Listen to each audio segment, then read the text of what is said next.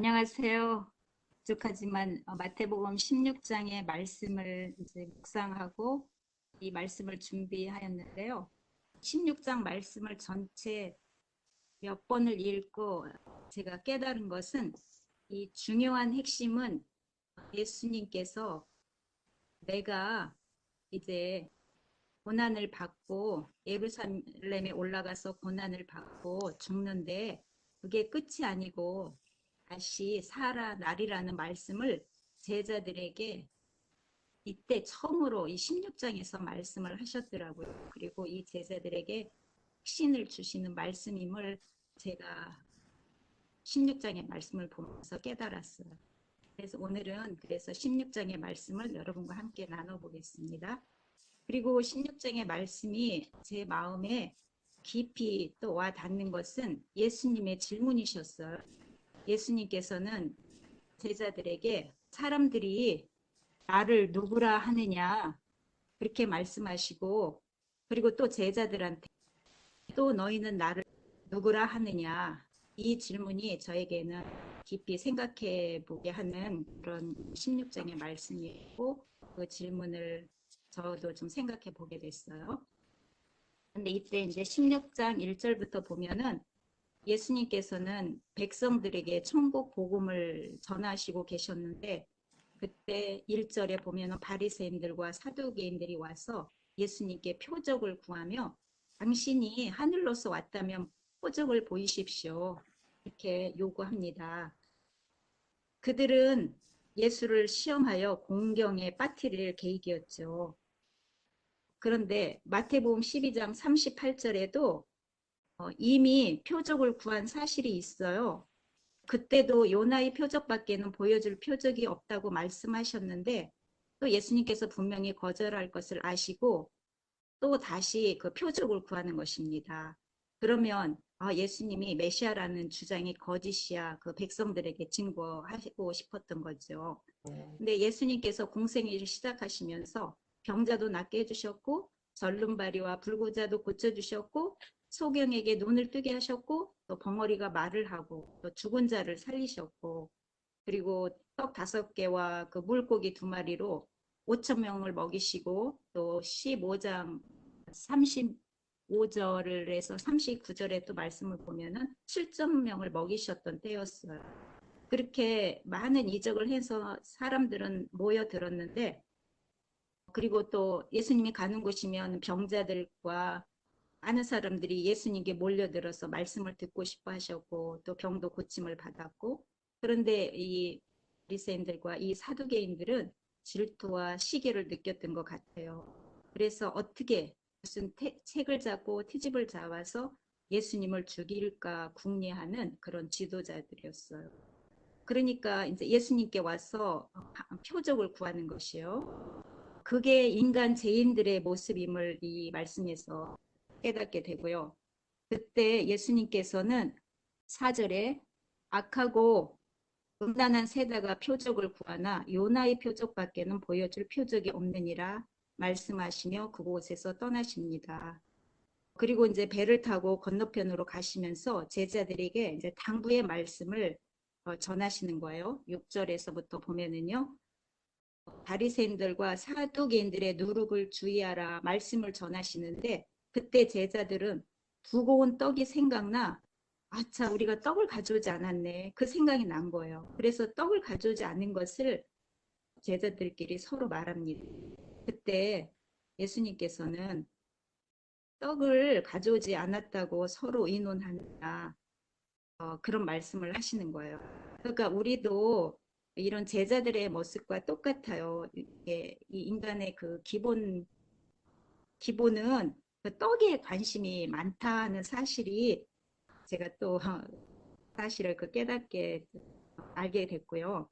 그다음에 이제 또 8절에서 12절까지 보면은 예수께서 아시고 가라사대 믿음이 적은 자들아 어찌 떡이 없으므로 서로 의논하느냐, 너희가 아직도 깨닫지 못하느냐. 떡 5개로 5천 명을 먹이고 주운 것이 몇 바구니며 떡 7개로 4천 명을 먹이고 주운 것이 몇 방줄이었는지 기억하지 못하느냐. 내가 말한 것이 떡에 관함이 아닌 줄을 깨닫지 못하느냐. 네, 그렇게 말씀하셨어요. 그러니까 예수님께 나아오면 우리 일상적인 거, 떡에 관한 것도, 그러니까 물질적인 것도 다 해결해 주시겠다는 게 말씀이잖아요. 저는 그렇게 말씀을 깨닫게 되었어요. 그리고 또 바리새인들과 사두개인들의 누룩을 주의하라 예수님께서 말씀하세요. 그런데 이제 그때야 제자들이 떡에 그 누룩이 아니고 바리새인들과 사두개인들의 교훈을 삼가라고 말씀하신 줄을 이제야 그들이 이제 그제야 깨닫습니다. 이 누룩이 전체에 퍼지면 부풀리게 하는 역할을 하잖아요. 그래서 밀가루의 반죽에 누룩을 넣어서 빵을 만들면 전체가 부풀어 먹음직스러운 빵이 나오잖아요.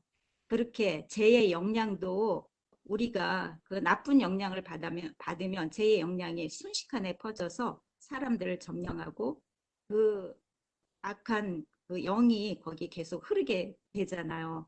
그냥 만약 그 제자들이 바리새인들과 사두개인들의 나쁜 영향을 받는다면 악한 영이 전체에 퍼질 것을 염려하시며 제자들에게 그들의 누룩을 조심하라 당부하시는 말씀이셨는데 이제 또 처음에는 떡의 노룩으로 알았다가 그 바리새인들의 교훈이라는 것을 알게 되었죠. 우리도 이 제약된 세상에서 살아갈 때에 죄의 영향을 받으면 그 누룩과 같이 그 신속히 마음을 점령하고 타락하게 되는 것을 볼 수 있습니다.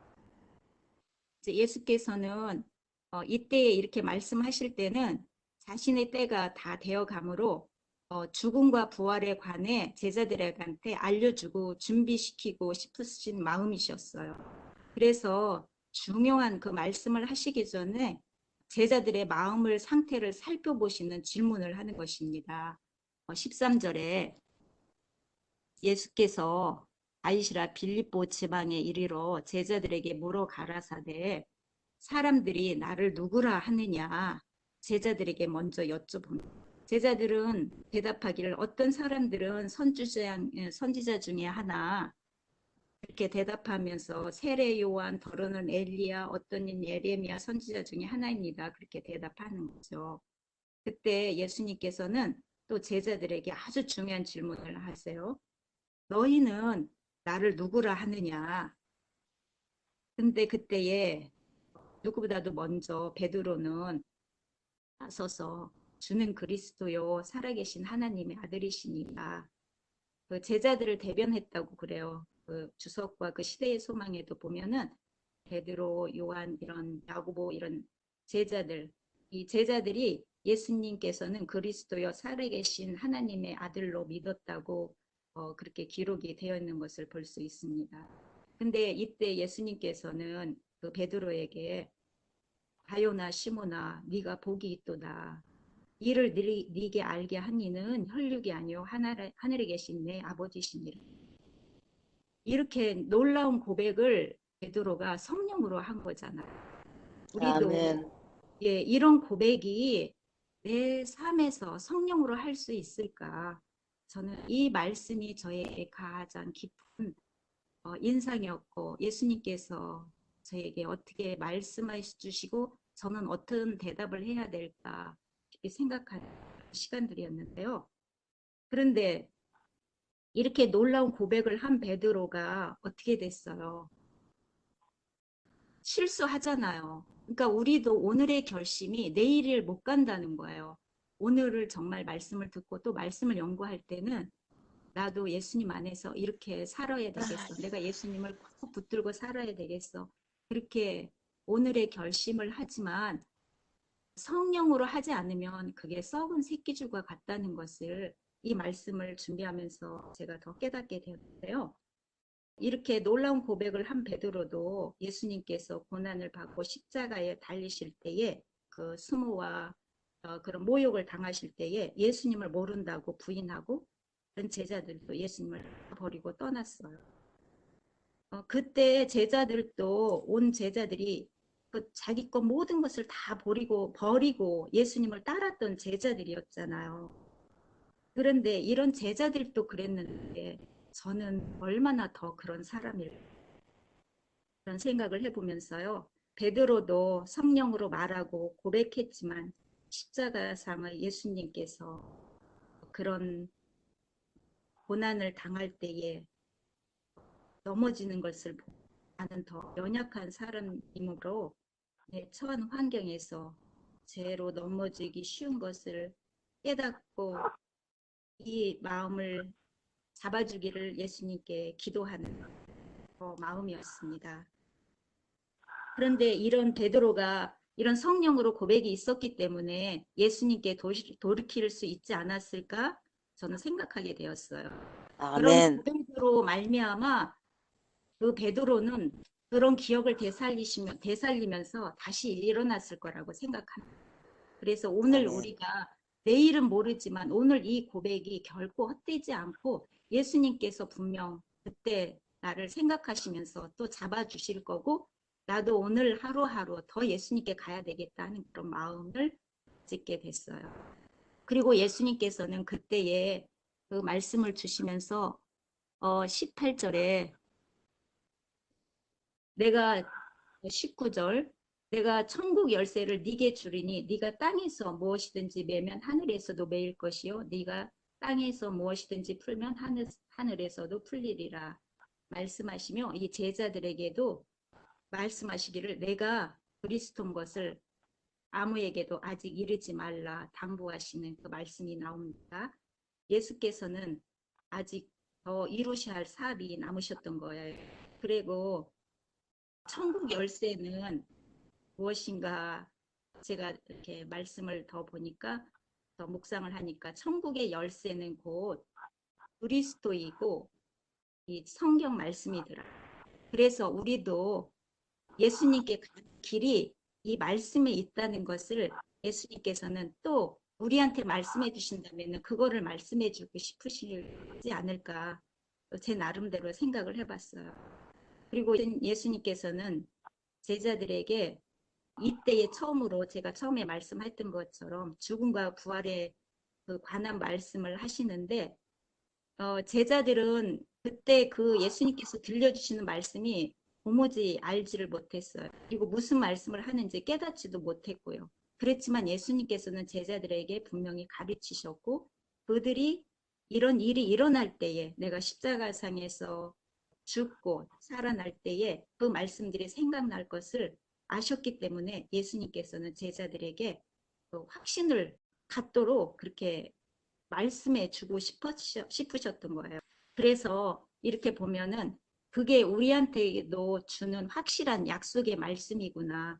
지금 내가 이런 환경에 처한 환경에서 예수님을 믿고 어떤 때는 앞이 보이지 않고 이런 시련의 때가 또 이런 것이 언제 걸칠까 하지만 이 분명히 이런 것이 지나가고 내가 너와 지금 함께 하리라 하시면서 또 이렇게 확신의 약속을 말씀해 주시는 거예요. 내가 죽고 살아나리라 하는 것처럼 내가 분명히 너를 데리러 오리라 말씀으로 받아들여지는 거죠.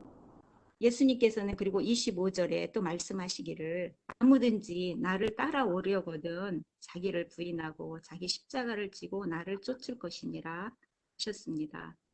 그거는 내 행위, 내 자신의 의를 다 내려놓고 자신을 포기하고 오직 그리스도 의지를 굴복시켜 내가 져야 할 십자가를 지고 그리스도 안에서 나랑 같이 살라 하시는 그 말씀이구나 깨달아졌고요. 26절 누구든지 제 목숨을 구원코자 하면 잃을 것이요 누구든지 나를 위하여 제 목숨을 잃으면 찾으리라. 사람이 만일 온 천하를 얻고도 제 목숨을 잃으면 무엇이 유익하리요 사람이 무엇을 주고 제 목숨을 바꾸겠네. 우리가 이 땅에서 살 때도 정말 온 천하를 얻고 재물을 얻고 그렇게 산다고 할지언정 그리스도 안에서 살지 않으면 이게 무슨 소용이 있겠습니까?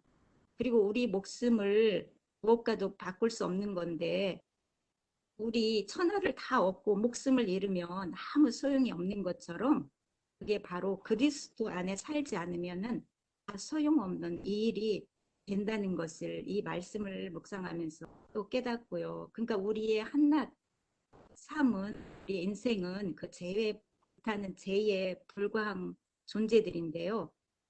이렇게 이제 예수님을 믿는다고 우리가 재림 신앙에 들어왔고 예수님을 믿고 있는데 이렇게 믿으면 안 되겠다.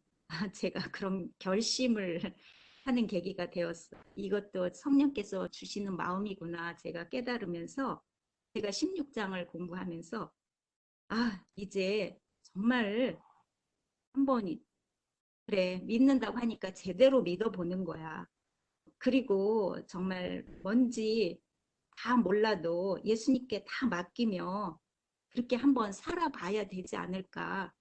그런 마음이 제 마음속에서 쌓기 시작하는 거예요. 이렇게 말씀 이렇게 보고 피상적으로 보고 오랫동안 그 코로나로 교회도 가지 못했지만 또 다시 교회를 가게 되면서 이게 다 피상적으로 되는 일이 아니고 뭔가 제대로 정말 죽기 살기로 해야 되는 일인데 너무 그렇게 하지 않고 살았구나 하는 제 상태를 또 보면서 마가복음 12장 30절, 또 신명기 6장 5절 여러 곳에서 어떤 말씀이 되어지냐면 내 마음을 다하고 목숨을 다하고 뜻을 다하고 힘을 다하여 주의 너희 하나님을 사랑하라.